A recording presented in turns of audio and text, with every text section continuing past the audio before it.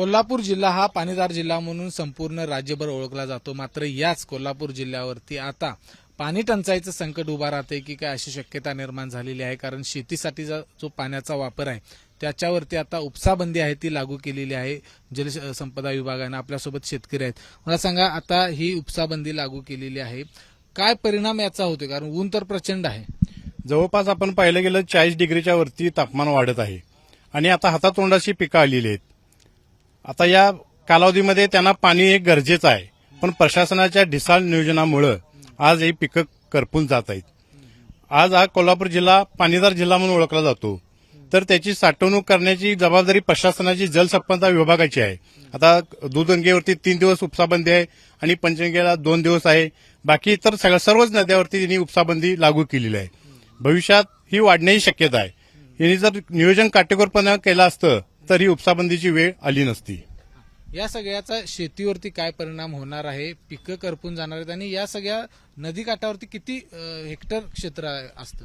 आज शेतकरी जगाचा पोशिंदा एकीकडे पाहिला जातो आणि दुसरीकडे आम्हाला आमच्या हक्काच्या पाण्यासाठी प्रशासनाकडे याचिका दाखल करावी लागते. हे या लोकशाहीचं खरं दुर्दैव आहे. किती या संपूर्ण पंचगंगा असेल, दूधगंगा असेल, या क्षेत्रामध्ये किती क्षेत्र पाण्याखाली येत असते? साधारण कुंभी, कासारी, भोगावती, पंचगंगा या नद्यावरील जर पाहिलं तर 40 ते 25 हजार हेक्टर जमिनी ह्या जलसिंचनाखाली आहेत आणि आज पूर्ण पिकं सुकलेली आहेत. आता नितीशदा म्हणाल तसे 40 ते 42 डिग्री तापमानाखाली शेतकरी एक सरी आड पाणी पाजाला आहे आणि पूर्णपणे पाणी सुकलेली आहेत. मला सांगा, आपल्या कोल्हापूर जिल्ह्यातल्या धरणांची काय परिस्थिती आहे? काय त्याचा आढावा घेतलाय? धरण क्षेत्रामध्ये आता पाणी साठा कमी आहे, ते मान्य आहे आम्हाला. पण पाणी साठा वाढवण्यासाठी त्यात धरणातील गाळ क्षमता पूर्ण क्षमतेने भरण्यासाठी गाळ काढले पाहिजेत. पाणी क्षमता वाढण्यासाठी त्याच्या काही उपाययोजना केल्या दिसत नाहीत. आता काळमवाडीसारखे गळती आहे, किती दिवस झाला आपण पाहतो. नोव्हेंबर ते डिसेंबरच्या कालावधीमध्ये म्हणजे दिवाळीनंतर जानेवारीपर्यंत पाण्याची कमतरता कमी असते. त्यावेळी नदीतून हजारो लाखो लिटर पाणी वाया गेलं जातं. त्याचा हिशोब कुठं आहे? आता कॅनॉलला जे पाणी सोडलं जातं ते 24 तास पाणी, 10 दिवस 24 तास पाणी असतं, पण लाईट पण 8 तास दिली जाते. मग 16 तासाचा हिशोब कोणाकडे मागायचा? मग शेतकऱ्यांनाच तुम्ही एकीकडे शेतकऱ्याचं उत्पन्न 1.5 झालं पाहिजे म्हणून वल्गना करतात आणि एकीकडे त्याला जे बेसिक जे शेतीसाठी लागणार आहे ते जर तुम्ही उपलब्ध करून देत नसाल तर शेतकरी हा रसातळाला चालला आहे, तो पूर्णपणे उद्ध्वस्त झाल्याशिवाय ठिकाणी राहणार नाही.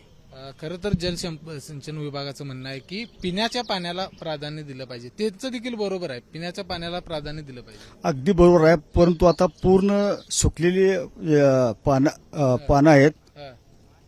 बोला.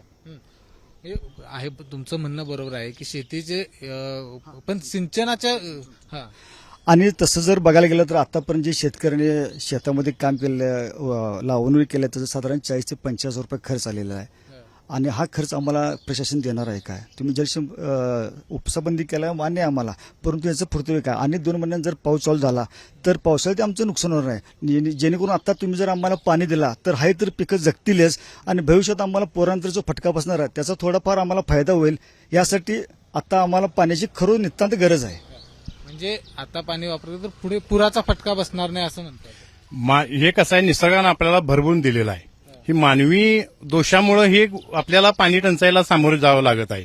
एकंदरीत पाहता पावसाळ्यात जे पाणी वाहून जातं, नुसता पावसाळा आला की त्याच्यावरती वल्गना बोलले जातं की आम्ही पाणी इकडे वळविणार आहे, त्याचा हे करणार आहे. आता छत्रपती राजे शाहू महाराजांनी त्या काळामध्ये दृष्टिकोन समोर ठेवून धरणाची निर्मिती केली.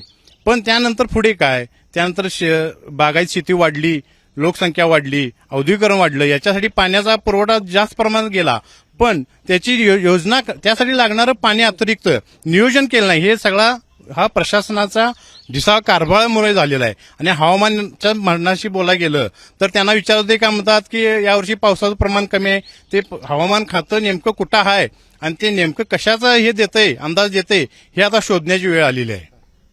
तर आपण बघितलं की या संपूर्ण कोल्हापूर जिल्ह्यामध्ये हा पाणीदार जिल्हा आहे आणि जर जलसिंचन विभागानं जर व्यवस्थित या सगळ्याचं नियोजन केलं असतं तर अशा पद्धतीनं उपसाबंदी लावण्याची गरज आली नसती, ही वेळ आली नसती असं देखील शेतकऱ्यांचं म्हणणं आहे.